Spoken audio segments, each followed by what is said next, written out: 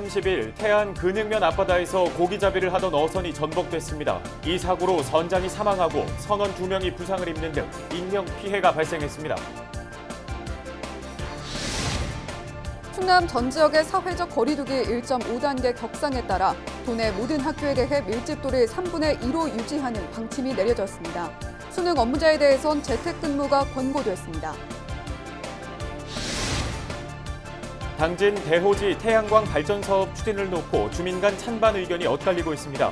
12월 주민 의견 수렴을 앞두고 갈등이 고조되고 있습니다. 태안에서 물고기를 활용해 채소를 키우는 아쿠아포닉스 농법이 화제를 모으고 있습니다. 친환경 재배 방식의 생산성도 높아 전국에서 문의가 잇따르는 등 인기를 끌고 있습니다.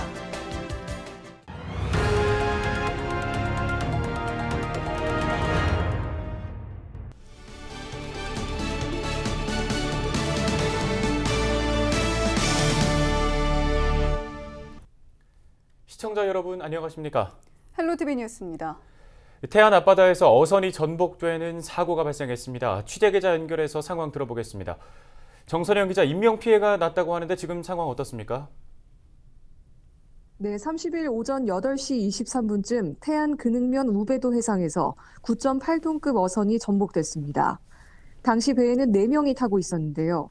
신고를 받고 출동한 태안해경은 배 안에 있던 선장을 구조해 병원으로 이송했으나 도착 후 숨졌습니다. 다른 선원 2명은 바다에 빠져 해상에 떠 있다가 지나가던 어업지도선에 구조됐는데요. 이들은 현재 병원으로 옮겨져 치료 중이며 저체온증 증상을 보이는 것으로 알려졌습니다. 나머지 선원 1명은 외국인인데 30일 오후 5시 기준 실종된 상태입니다. 해경은 실종자를 찾기 위해 경비함정 9척과 어업지도선 1척, 항공기 5대 등을 투입해 인근 해역을 수색하고 있습니다. 또 뒤집힌 어선이 침몰되는 것을 막기 위해 배에 공기주머니도 설치했다고 설명했습니다. 해경은 어선이 고기잡이 중 순식간에 뒤집힌 것으로 보고 구조된 선원들을 상대로 사고 경위를 조사 중입니다. 이어서 우리 지역 코로나19 상황 짚어보겠습니다. 서산에서 코로나19 확진자 1명이 추가 발생했습니다. 서산 51번 확진자인 A씨는 서울의 한 대학에 다니는 20대입니다. 지난 주말 서산 자택에 내려와 있던 중 발열과 오한 등의 증세를 보여 검사한 결과 30일 확진 판정을 받았습니다. 방역당국은 A씨가 서울에서 다른 확진자와 접촉한 것으로 추정하고 있습니다. A씨의 동선과 접촉자 등은 역학조사가 진행 중입니다.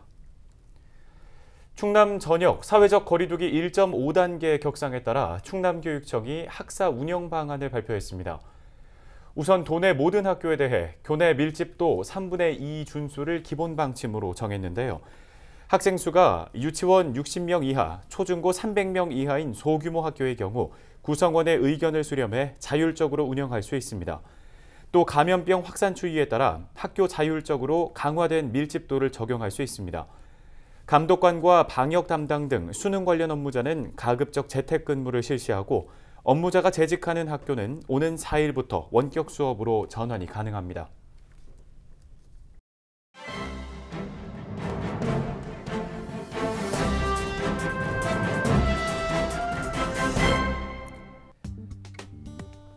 신문 브리핑 충청투데이 기자입니다.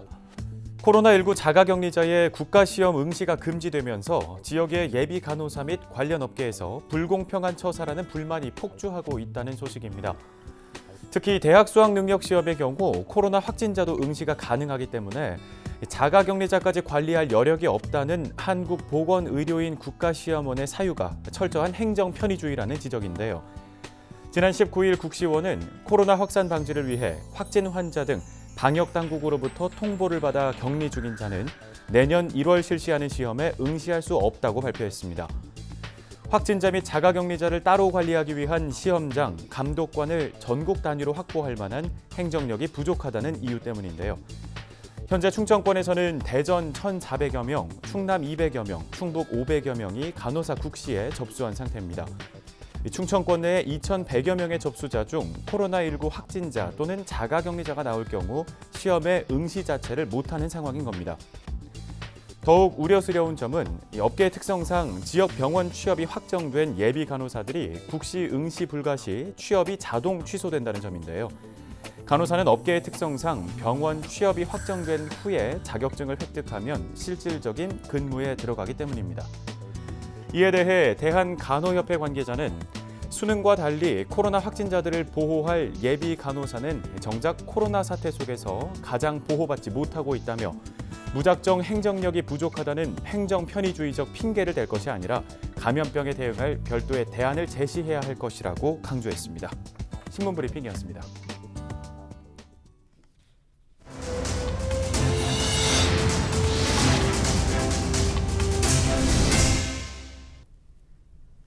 당진 대호지면에서는 태양광 발전 사업을 놓고 주민 간 갈등이 깊어지고 있습니다.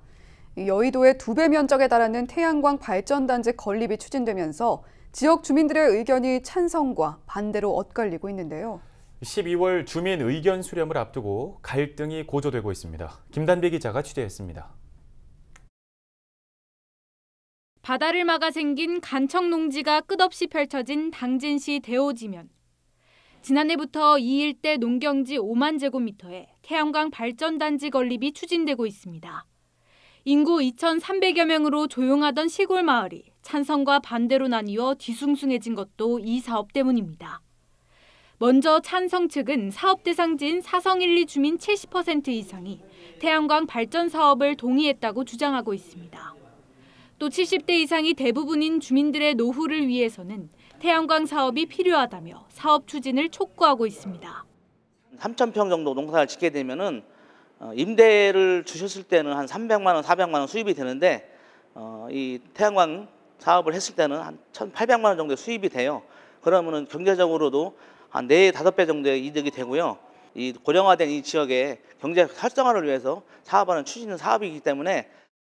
반면 반대 측은 사업 수익성에 의문을 제기합니다. 태양광 사업에 해당되는 토지 소유주의 46%가 외지인이기 때문에 주민이 아닌 관의 소유자가 혜택을 보고 주변 토지에 대한 지가 하락과 조망권 피해 등의 부작용을 우려하고 있습니다. 혜택을 볼 수 있는 주민이 60%도 되지 않는데 그게 어떻게 진정으로 대오지 주민들을 위한 사업이라고 볼 수 있겠어요. 그리고 환경적인 문제나 이런 거는 하나도 설명이 되질 않았어요. 돈만 얘기하는 거예요. 지원금에 대해서 얼마다만 얘기하지 이 태양광의 문제점에 대해서는 하나도. 주민 간 갈등을 키운 건 행정기관이라는 비난도 나옵니다. 사업 허가권을 갖고 있는 산업통상자원부에서 당진시에 주민 의견 조사를 하라고 한 건 8월인데 4개월이 넘는 지금까지도 마무리되지 않았기 때문입니다. 법적으로 조사 기간을 따로 정하진 않았지만 통상 2주가 걸린다는 게 업계 관계자의 설명. 당진시는 12월까지 의견 조사를 마무리하겠다고 전했습니다.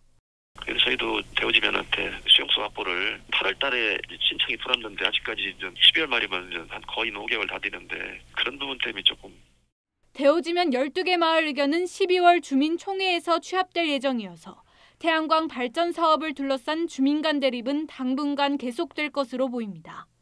헬로티비 뉴스 김담입니다. 다음 소식입니다. 농업 분야가 꾸준히 진화하고 있는 가운데 태안에서는 물고기를 활용한 채소 재배가 이루어져 화제를 모으고 있습니다.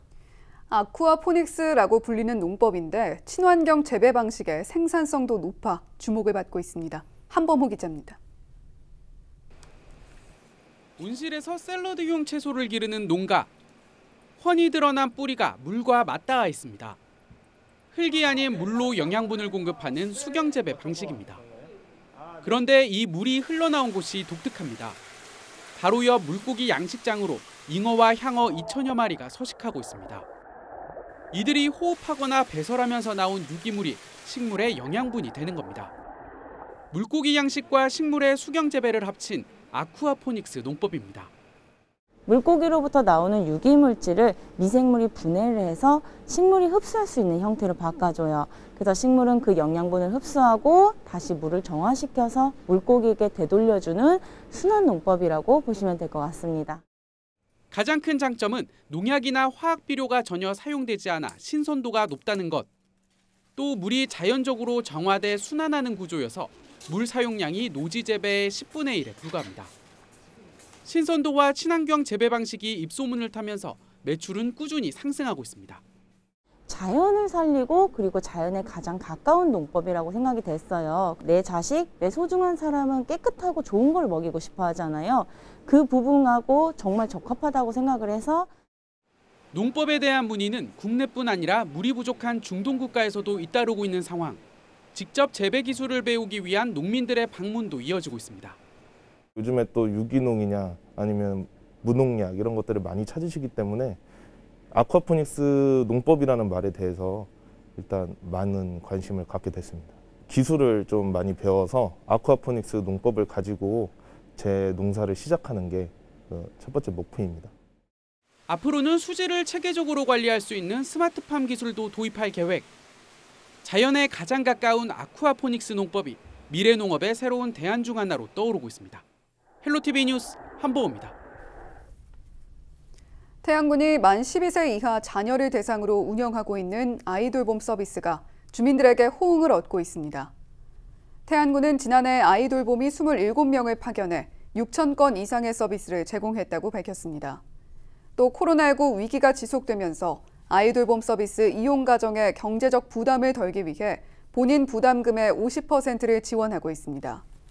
아이돌봄 서비스는 생후 만 3개월 이상 12세 이하 아동을 대상으로 육아 서비스 전문가가 가정을 직접 방문해 아동을 돌봐주는 정부 지원 사업입니다.